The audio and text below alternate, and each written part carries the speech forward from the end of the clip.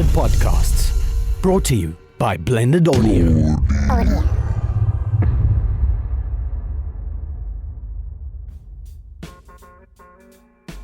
Hello and welcome back to Talos Talks Shit. Sorry, I have a little froggy in my throat.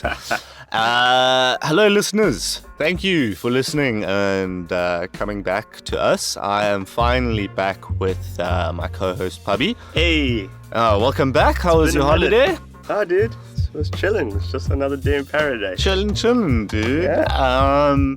Yeah, we're back for the new year, 2020. Yeah. And we are on to some exciting new topics for this year and exciting new things. Yeah. We're hoping for some cool guests. And I also just want to thank everyone for listening. We had a look at some of our statistics the other day, and it seems like there's a couple of you guys and girls tuning in. You guys. So thank you very much for that. It's nice to know that someone's listening to us. Other than my mom. I was about to be like, yeah, my mom listens to Well, she doesn't actually. It's too saucy for her. Yeah. AI is a bit risque, you know. Bit risque. On ETV late night shows. Sure. Well, speaking of risque, we are going all the way to the left field this week. And we're talking about reality, man. Yeah. Reality, man. This episode broke my head. Yeah, and specifically the case against reality. So, or even rather, reality as perception, and perception as it relates to AI and machine learning, and perception through AI as it relates to the foundations of reality and the simulation hypothesis. Yeah. A lot. Whew. Okay, let's get into it. Yeah, man. Okay, so we start with the fundamental perception of reality. Yeah. We are reality perceiving engines, or are we reality perceiving engines? That's like the consensus. Yeah, that's the consensus. So the consensus is that our physical tools, our eyes, our ears, our nose, our mouth, have all these receptors. These receptors respond to stimuli from the outside world. Taste, touch, smell, light for when it hits your eye, most importantly. These stimuli then travel through to the brain and produce some sort of reaction of consciousness. Yeah. Some sort of perception of reality.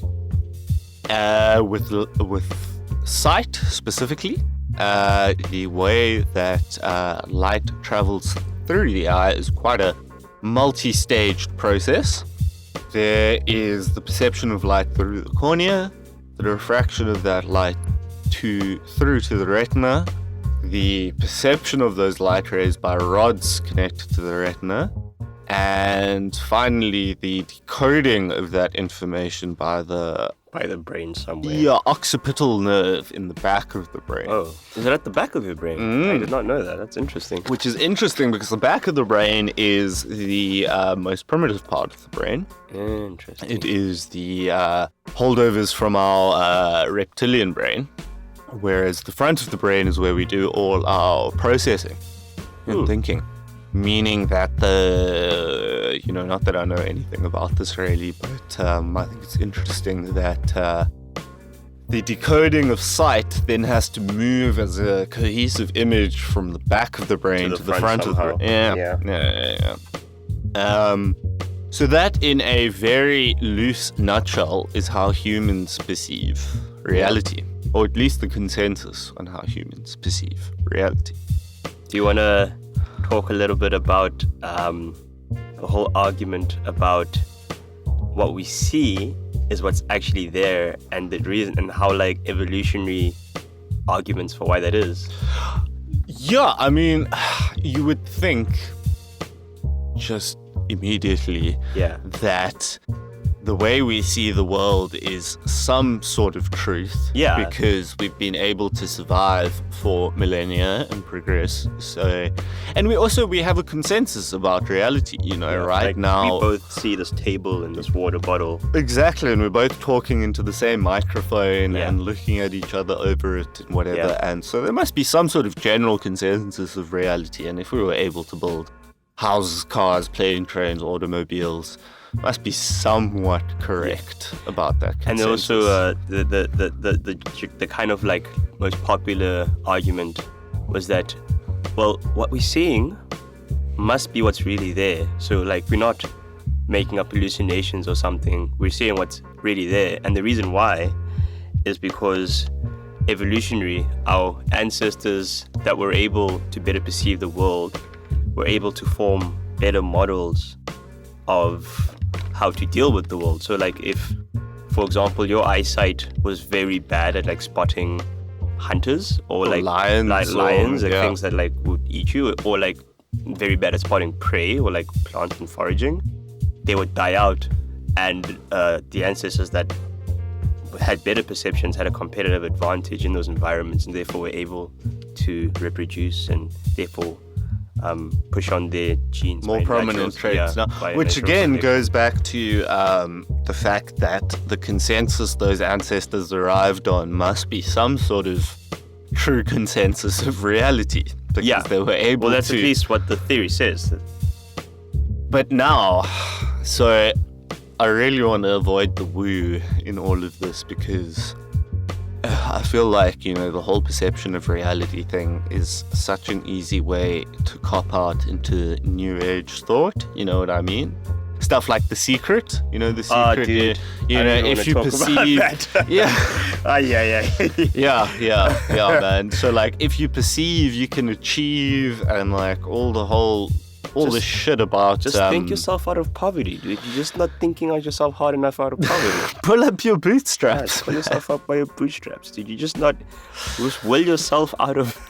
Will yourself out of poverty. No, absolutely, dude. And also, like, this whole shit about quantum many worlds theory, because this is, Yeah. this is tied into this, is do you believe in many world theory? Do you believe Yeah. in quantum perception or whatever? And this whole idea of, like, you just existing as different iterations of Yeah. yourself, and every choice you make is just some sort of la-di-da. Yeah. Oh, I've created this reality for myself.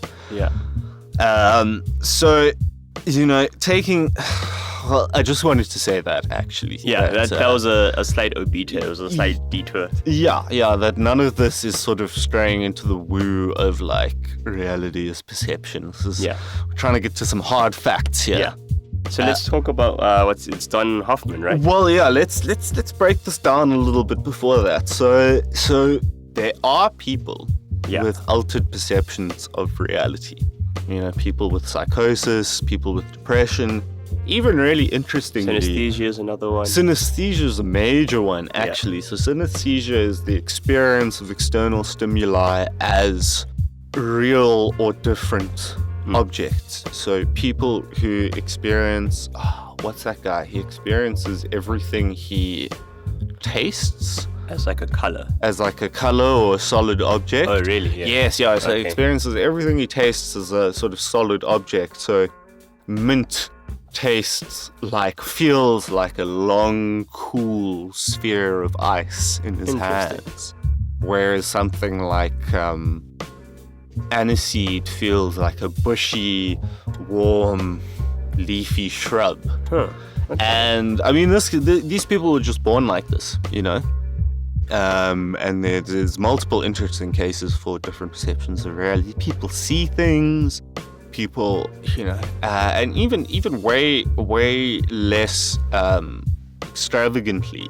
If you're born with a visual issue, if you need glasses, squint, nearsighted, farsighted, whatever, and I'm born without this visual issue and I have perfect 20/20 eyesight, fundamentally, from your first interpretations of the world, the way you interpret the world is going to be slightly different to me. Yeah. Depth perception is going to be different, object permanence is going to be slightly different, and that's just from the basic thing of having just a slight eyesight issue. Yeah. Never mind being blind or anything like So that. basically, even without being extravagant and like going all the way to like Don Hoffman, there already exist different perceptions just due to like genetic variation. Exactly. And like just how you're born. Yeah. Exactly. And I mean, what does that say about the nature of reality? Because it's easy for us to say, oh, this person has a psychosis. Yeah. And therefore what they see is a fantasy.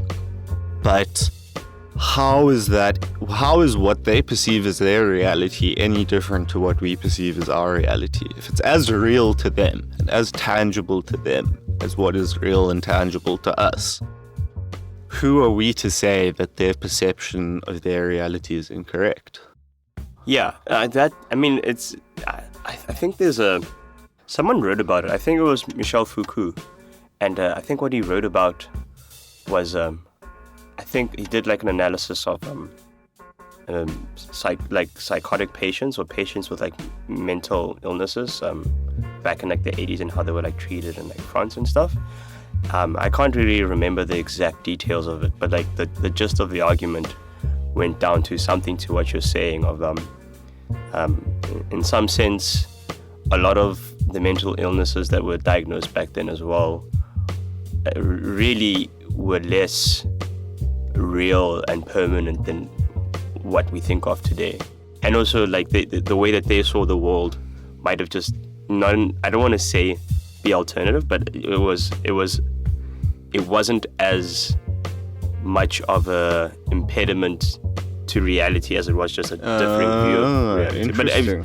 But I just read about it and I didn't really understand it much. But when you talk about that, it reminds me of that. Yeah, well, that you saying that also reminded me of this thing I read about the difference between psychotic delusions between people who live in cities versus people who live in rural communities.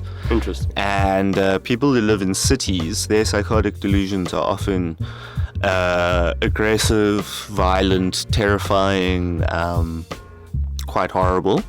Whereas people who live in more quiet rural environments, their psychotic delusions tend to be more whimsical, playful, sort of spirit-like things, suggesting things to them. So a hell of a lot less intense and a hell of a lot less aggressive, really. Yeah. And that's just based on the difference in location.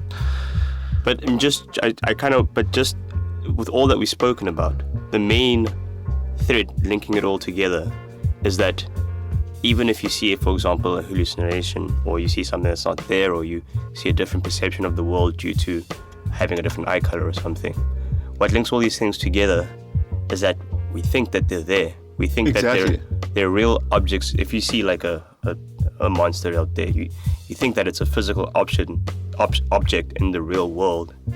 And what does Don Hoffman have to say about that? Yeah, so I actually still want to talk about some shit before we get on. Oh, you want to? Okay. Because also another thing I was thinking is like alien abductions.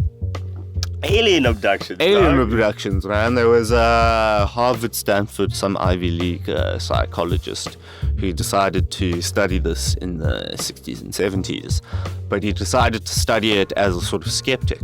Huh. And after decades of studying it, he's not necessarily a believer, but he feels like there's a strange phenomenon going on here, because there's literally tens of thousands of people across America who all report the same sort of delusional state. I'm not saying people are actually abducted by aliens here, but I'm saying they all report similar things. So they report things like going into spaces that are very clinical and having procedures performed on them. They report similar procedures. Lots of women report procedures where they feel like they were implanted with babies and made to reproduce some sort of hybrid species. A lot of guys feel like their genitalia were examined. There's a lot of similarity between the size and shape and behavior of the beings that they get abducted by. You know, a lot of people will see the same tall, white, sort of wise beings in a peaceful space, but then also a lot of people will see these sort of grey, aggressive beings in a more clinical, less friendly space. And if tens of thousands of people are all perceiving this in very similar ways while they're sleeping, how and why does that happen? Yeah, I don't know. The first thing I'll say is like it's always in America, which already makes me skeptical. I don't think unless there's something special in the water about these United States. They're the chosen people, dude. Yeah, they're the chosen people by God and by the aliens. Yeah. So to be fair, So that's the first thing that makes me skeptical. Is like I don't think. I mean, for example, if you were an alien and you. Sorry, just hang on a sec. Are you skeptical about this whole thing being an actual phenomenon? No, I'm just skeptical. The thing is like. So I'm open to the idea, for example, I think that life must exist out there just because of like the numbers. Oh, for sure. But then, so that's one claim. And then the next claim that you add on top of that is that it visits Earth, right? And then on top of that, life exists, it visits Earth and experiments on humans.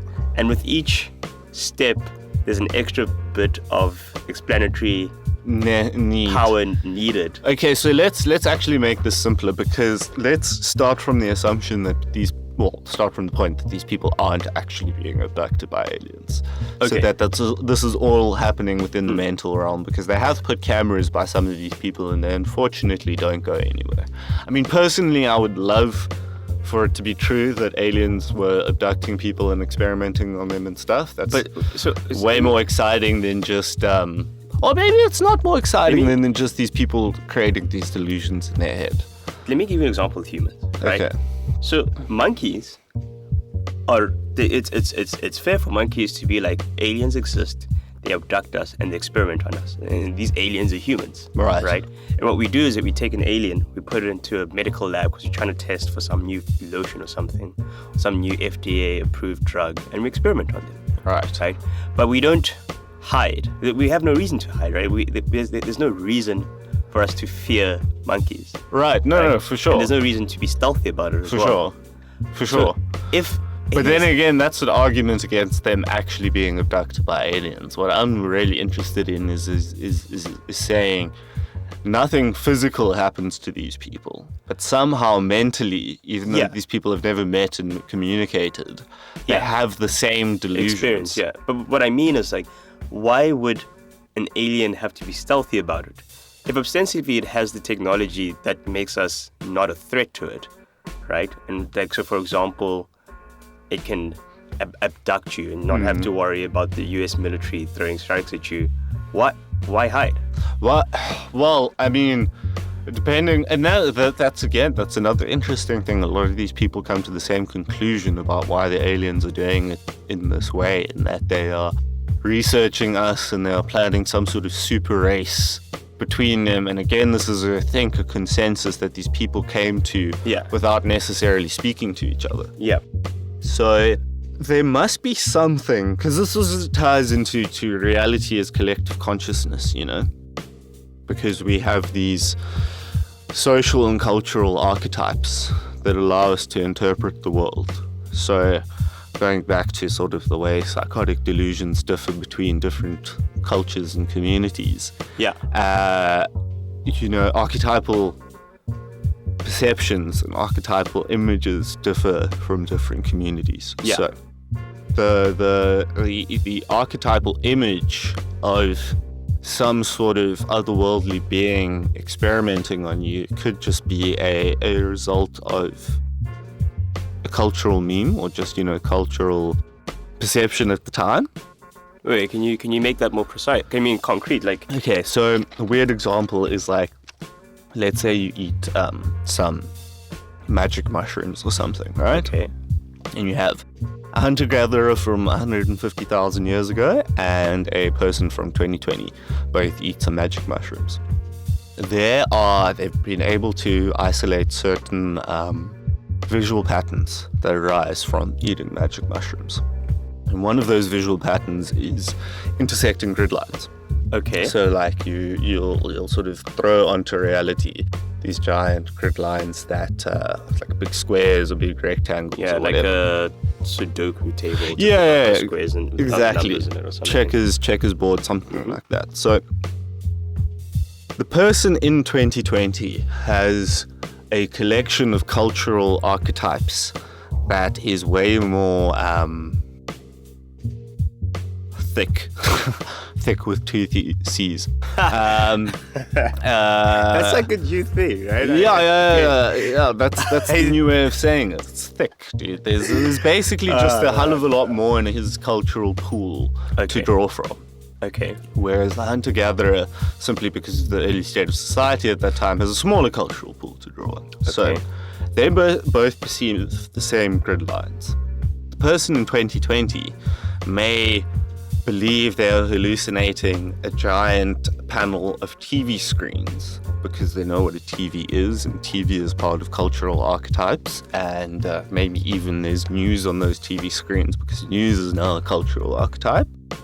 And the hunter-gatherer from 150,000 years ago may perceive that net as the hunting net of the gods, or you know what I mean, something totally different, because they don't have the perception of the archetype of a TV or a news broadcast or anything like that. So in that same way, could be said that when people are having these extraterrestrial experiences, they have a cultural archetype of some sort of otherworldly being more intelligent, more powerful, and, experimenting on people. Interesting. And while we may not be able to explain why these people are all having the same perceptions and all having the same delusions, there could be something along the way to explaining it in the fact that these people are all accessing the same subconscious archetypes. So sort of like the Jungian subconscious, you know what I mean? Is that but then, even if that were true, that doesn't... say I agree with you on all of that. I don't know how that gets you to the existence of aliens. It's not supposed to get to any sort of tangible existence. This is all existing in the mind. Having the same kind of archetypal hallucination or something. Yeah, so that basically why I'm talking about that is because just before getting into anything crazy and complex, the perception of reality that we have is, related to light and eyes and sight and sensation. Yeah. But also related to our subconscious understanding of cultural archetypes and norms and societal norms, etc. That's a theory, though. I don't think that's an objective. No, it's not an objective truth. No. But so you could say it. I don't think it's fair to be like that's objectively how it is. Yeah, but it's a candidate theory, which may not be correct. Yeah, 100%, dude. And where do these cultural archetypes exist, if they do exist? Yeah, see, it's a bunch of like metaphysical baggage, which it's like God is raining down manna and archetypes from heaven. Yeah, but then also, they could, if you take into account the possibilities with quantum physics and quantum mechanics. Oh, okay. These perceptions, the archetypal reality that we access and subconscious reality that we access could, when I say exist on a different plane of reality, I don't mean some sort of, higher plane of consciousness or whatever, but literally just a different plane of subatomic interference, Or maybe even it's just encoded into our genetics. Maybe we just pass it on to our kid. Sorry. That also, or maybe just via memes. I guess, true. Yeah. It's the same sort of thing, like how do birds always know to fly in the same direction, generation after generation after generation? Yeah. Migrate over hundreds of thousands of kilometers. No one teaches them. There's no map. So it could be genetic, or it could be some sort of layer of reality we haven't yet understood. That's interesting. So just break that down a little bit more. Like, so the birds are. So, well, the birds are just a sort of more basic mechanical example, but that could be the genetic argument that these subconscious archetypes are passed down genetically. But then there could also be the non-genetic argument, which is that these archetypes exist in a not necessarily tangible space, but real space in terms of quantum physics, you know, a space that can be theorized mathematically, but that we haven't understood yet. You know, haven't understood the properties of it yet. If that's true, it's gonna take many Fields medals to get many Fields medals. Many Nobel prizes. So we're gonna dissect this a little more in the next episode, and talk about the case against reality and why we may actually just be making everything up. Yeah, that was really confusing. That's gonna be a lit episode. Yeah. So please tune in to the next episode of Talos Talks Shit. Thanks, Pubby. How are you? Thank you, Blended Podcasts, for allowing us to host this. Please check out our social media pages. We'll actually be creating a personal social media page soon, so you'll be able to connect with us directly. So please check that out. I'll update you with details. And thank you, Mr. Mafiana and Selective Hearing, for the smooth backdrops, backbeats. And thanks, listeners. We'll see you again soon. Cheers. Cheers.